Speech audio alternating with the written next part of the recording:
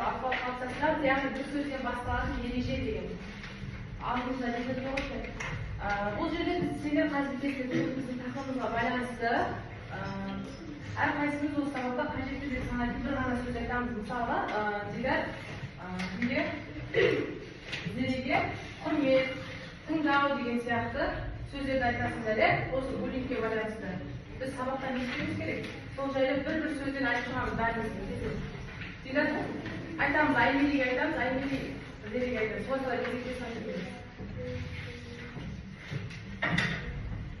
Біз сабақта қажетті деп санайтын бір ғана сөз айтамыз. Сабақта не істеуіміз керек? Тыныш отыруымыз керек деген сияқты мысалдар айтамыз. Жақсы. Аймели Зереге айтамыз. Апай тыңдау керек дұрыс. Зере қаншайым айтамыз? Бүгінгі сабағымызды психологиялық ахуалмен қалыптастырып алдық. Ендеше бізде буллинг дегеніміз не? Міне өздерің буллинг дегеніміз не? Қалай ойлайсыздар? Біз алдыңғы жолы да өздерің қалай? Тәртіпсіз адам. Тағы қандай мысал келтіруге болады? Қалай? Жақсы. Жауапкершілігі жоқ адам дейді. Тамаша. Тағы қандай мысал келтіре аламыз? Мазақтау, буллингке жатады дұрыс. Буллинг басқа баланың немесе осы бізде балалардың басқа балаға бағытталған тұрақты қасақана теріс әрекеттері. Жаңа сендер айтып отыр, мазақтау, жауапкершілігі жоқ адам, тыңдамау. Достарды ұру, ол да буллингке жатады. Ал қараңдар енді, осы буллинг туралы бірінші видеороликті көре алайық. Әрқашан есіңде болсын. Әлемшілдік сенің болмысың емес. Ол сенің теріс қылықтарың екенін түсін. Әлемшілдік үшін сағалында жауаптылық бар екенін ұмытпа. Егер көрсем әлемшілдікті сағаны көрсең, не істеу керек? Егер әлемшілдіктің куәсі болсаң, дереу айналадағы ересектерден көмек сұрады. Егер сені біреуге қысым көрсетуге немесе оны тамашалауға шақырса, бірден баста. Буллинг түрлері бізде физикалық. Міне, физикалық буллинг бізде. Физикалық буллингке нелер жатады екен бізде? Ұру, итеру, біреуіміз артын тартып алу, Осы бізде физикалық не? Бір-бірін ұрып жатыр. Көрдіңдер ғой, Енді бізде психологиялық буллинг деген бар екен. Ол бізде мазақтау. Өзінің атынан бір жаман ат қойып мазақтайды, мысалы, оқушыны. Жалған әңгіме тарату дейді. Сен басқа нәрсе айттың ба, оны басқа адамға басқаша жеткізу, ол бізде жалған әңгіме тарату болып саналады. Кибербуллинг дегеніміз не еді? Кибербуллинг. Әлеуметтік желілерде, интернетте қорқыту, қорлау, жала жабу, Жақсы. Мына жерде бізде видеоролик болған негізі. Буллинг адамдарға қалай әсер етеді дейді. Өзін-өзін төмен бағалау, қорқыныш пен уайым және мектепте немесе қиындықтар ұзаққа созылатын эмоционалды ауытқу дейді. Желілер арқылы қорлау, жағымсыз пікірлер, рұқсатсыз біреудің жеке ақпараттарын тарату, әзіл қалжың. Ал қалжың кезінде барлығына бірдей көңілді болу керек. Буллинг бұл кемсіту, бір адамды қорлау. Кез келген оқушы буллингтің құрбаны болуы мүмкін. Мектепте қауіпсіз орта құру. Мен сендерге қазір бір жағдаят айтамыз, соны бірге талдаймыз, Сыныпқа дейді, жаңа оқушы Нұрбек келді, Мен просто мысалға Нұрбекті алдым.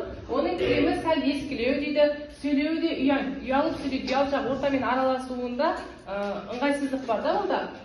Бірнеше бала оны сырттай мазақтап дейді, ауылдан келдің бе деп күліп жүр дейді. Бір күні олар Нұрбектің кітаптарын еденге лақтырады да, өздері күліп кетіп қалады. Мұғалім бұл жағдайды көрмеді дейді.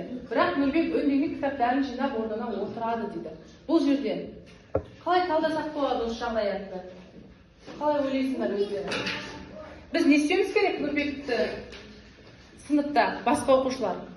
Нұрбекті не істеу керек? Қорғау керек. Тағы сыйлау керек. Жаңадан келген оқушыны құрметтеп, өз ортамызға не істеуіміз керек? Өз ортамызға жақсы қарым-қатынаста қабылдауымыз қажет болады. Енді айтшы, сен өзің не істер едің? Жаңадан алдыңа Нұрбек деген бала келді Ханшайымның орнына. Сол кезде сен не істейтін едің?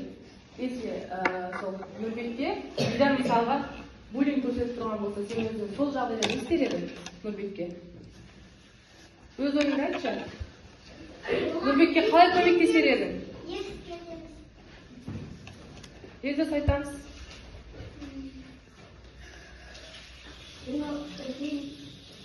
Әділ не дейді?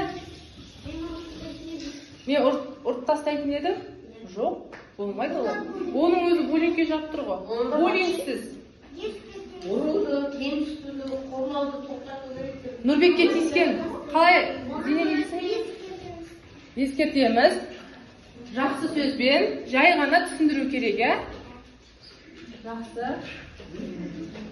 Енді қараңдар, бізде осы буллингті қалай тоқтатамыз дейді. Бұл жерде дос болайық деген әдіс арқылы қазір видеоролик бар. Айт және тоқтат де. Бұл дұрыс емес екенін білдір деген сөз. Айт және тоқтат. Жәбірленуші қолда дейді. Дидар оқиыншы, жәбірленушіні қолда дегеннен кейін не істеуіміз керек екен? Жоқ, буллингке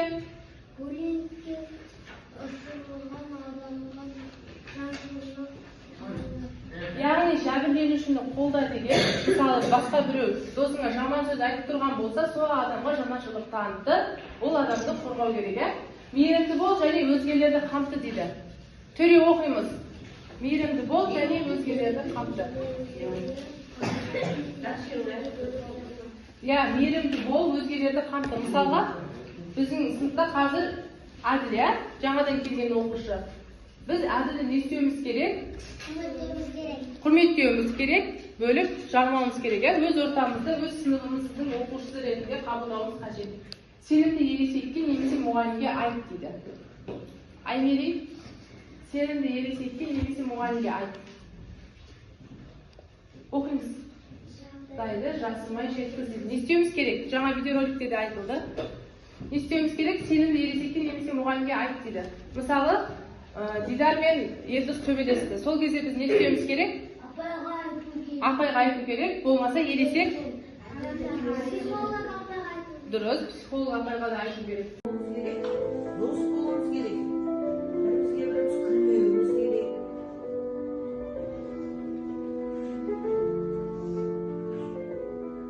Міне не істеу керек туралы айтылып жатыр еді, қараңдар. Мама айтты, мұғалім айтты, психолог айтты, өте жақсы айтты.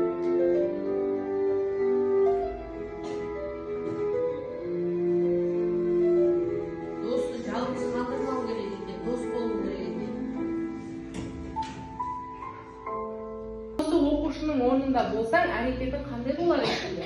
Міне, бізден оқушы мұңайып тұрған, бұған буллинг жасалған.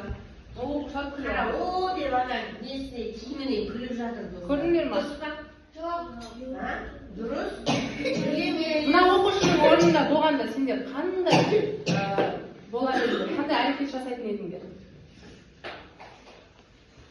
Қане өз ойымды жеткізейікші. Мына мұңайып тұрған, үстіне күліп тұрған баланың орнында өздерің болғанда не істейтін едіңдер? Қандай әрекет жасайтын едіңдер? Қалай жауап беру керек?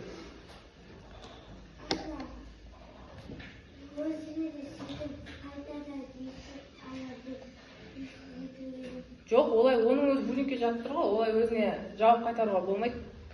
Жай ғана дұрыс шешіммен түсіндіру керек оқушыларға,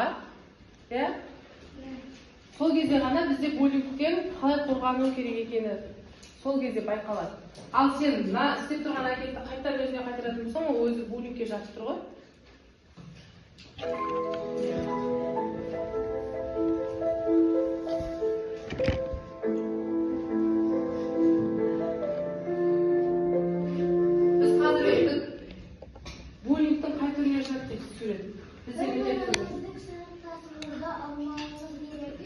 Қай буллинг түріне жатыр, міне қарайды.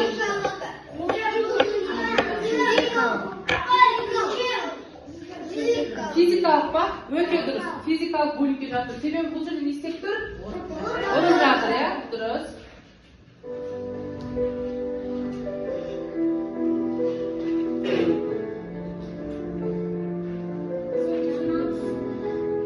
Бұны жаңа өттік, буллингтің қай түрі әлеуметтік желіде өзімізді қалай ұстауымыз жамансың деп жазып еді. Ол дұрыс па? Буллингтің қай түріне жатты жаңа әлеуметтік дегеніміз? Міне burada тұр. Әлеуметтік буллинг, иә? Интернет желісінде. Bir-birine жаман сөз жазып, WhatsApp'та bir-бірімен ұрсуға болмайды. Буллинг бәрімізге қауіп дейді, бірақ біз бір-бірімізді қолдап, тоқтата аламыз. Дос болайық, дос болып қолдап буллингке жоқ дейді. Бүгіннен бастап мейірімділік таңы бізде басталды. Мұнда қараңдаршы, сөйлемді жалғастыр дейді. Қазір мен бір оқушыны тұрғызамын. Маған Исмаил тұрамыз, орнымыздан оқимыз мына сөзді. Қалай жалғастырасың? Осы сөйлемді жалғастырасың. Егер мен буллинг көрсем, сен не істер едің? Тағы? Қалай тоқтатасың, Масыл? Қалай тоқтатасың өзің? Буллинг. Қалай? Қойыңдар деп дұрыс шешіммен, жай ғана сөзбен түсіндіреміз, иә? Екінші, кім? Әбілқайыр орнымыздан тұрамыз. Егер мені мазақтаса дейді. Егер сені мазақтаса, сен не істейсің? Өзің ойыңды айта қойшы осы жерде. Сенің досың, мысалға Айша. Айша жәбір көрсе, сен не істейсің? Басқалар оған тиісіп жатыр, оның үстіне күліп жатыр. Жай ғана сөзбен айтып, не істеу керек? Оларға сөзбен айтып, дос қылатын. Дұрыс. Егер мені мазақтаса, мен оны мені мазақтама деп ескертем. Егер досым жәбір көрсе, мен оны тоқтатам, досымды қорғам. Тамаша, дұрыс. Келзере. Егер мен буллинг көрсем, мен оны қоямын. Егер мені мазақтаса, мен оны мұғалімге айтып беремін. Егер досым жәбір көрсе, мұғалімге айтады. Дұрыс. Тоқтататын едім. Егер мені мазақтаса, мұғалімге айтып берер едім.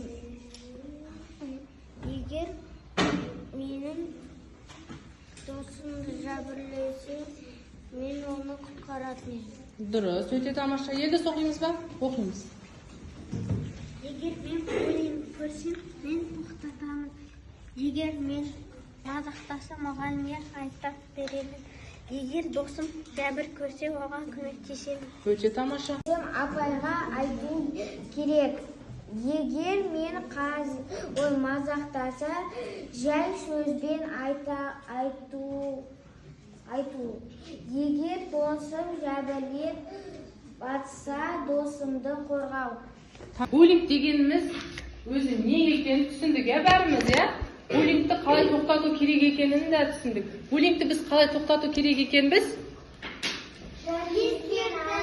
Ескертіп, жай сөзбен ұрмау керек, сосын бір мазақтамау керек.